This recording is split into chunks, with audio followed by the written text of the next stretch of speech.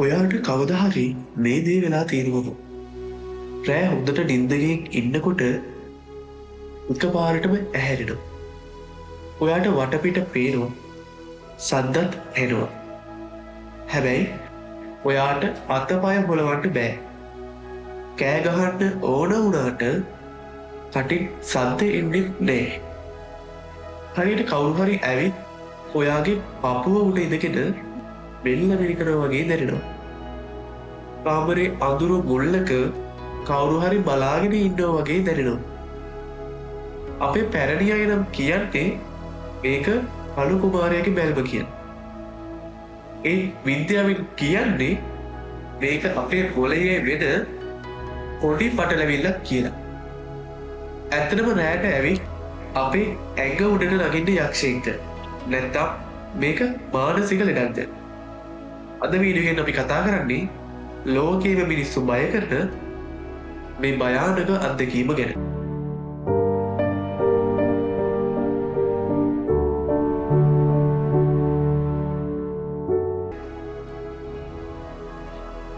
මේ අත්දැකීම කොච්චර භයානකද කියනවා නම් ඒ වෙලාවට අපිට හිතෙන්නේ අපි මැරෙන්න යන්න කියලා. පපුව හිර වෙලා හුස්ම ගන්න බැරි වෙනවා.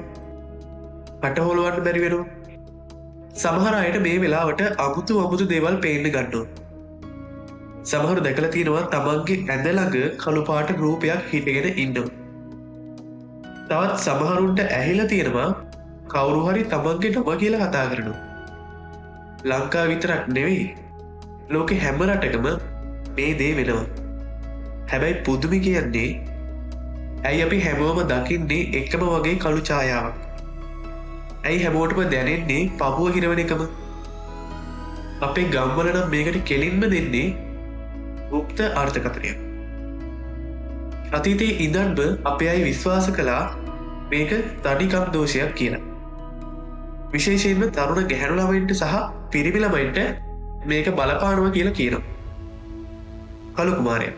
එහෙම නැත්නම් රිදී යකා රැට ඇවිත් නිදාගෙන ඉන්න අයගේ ඇඟට ගොඩ වෙනවා කියලා තමයි ජනප්‍රවාදය මේකට කියන්නේ.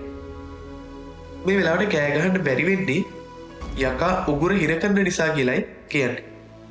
මේ නිසා තාමත් අපේ ගම්වල රැට නිින්දෙන් බය වෙන අයට දෙහි කපන්න නූල් බඳින්න වගේම යකඩ කෑල්ලක් කොට්ට යටින් තියන්න පුරුදුලා තියෙනවා. මේ දේවල් කළාම සමහරුන්ට සුවයක් ලැබෙනවා.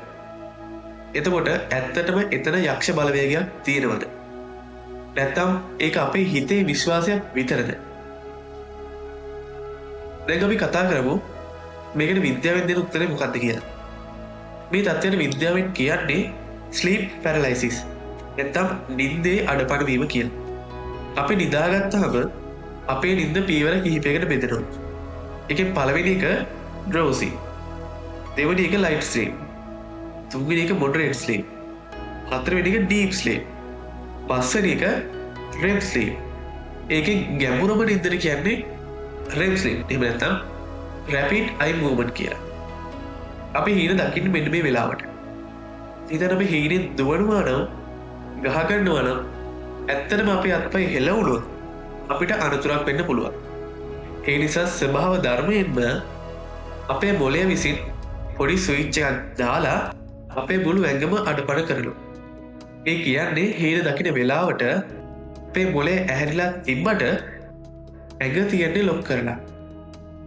සාමාන්‍යයෙන් අපි ඇහැරෙද්දී මේ ලොක් එක ඇරෙනවා. හැබැයි සමහර වෙලාවට මහන්සි වුණාම, නිදි මරුවම අපේ මොළය එකපාරටම ඇහැරෙනවා. හැබැයි මොළය එකපාරට ඇහැරුණාට අපේ ඇඟේ ලොක් එක ඇරෙන්න තප්පර කිහිපයක් පරක්කු වෙනවා. අන්න ඒ වෙලාවට තමයි අපි සිහියෙන් හිටියත් ඇඟ හොලවන්න බැරි වෙන්නේ. එතකොට ඇයි අර කළු රූප පේන්නේ? ඇයි අපේ පපුව හිර වෙන්නේ? මේකට හේතුව අපේ මොළය. අපේ මොළය හරිම පුදුමාකාරයි. ඇඟ හොලවන්න බැරි වුණාම මොළය කලබල වෙන්න පටන් ගන්නවා. ඇයි මට හෙලවෙන්න බැරි? අනිවාර්යෙන්ම කවුරු හරි මාව තද කරගෙන ඉන්න ඕන. අන්න එහෙම මොළය හිතන්න පටන් ගන්නවා. අන්න ඒ වෙලාවට මොළය විසින්ම මවා ගන්නවා කවුරු හරි පපුව උඩ ඉන්නවා කියලා. ඔයා යක්කු ගැන විශ්වාස කරනවා නම් මොලේ විසින් ඔයාට යකෙක්ව මවල පෙන්ඩෙනවා.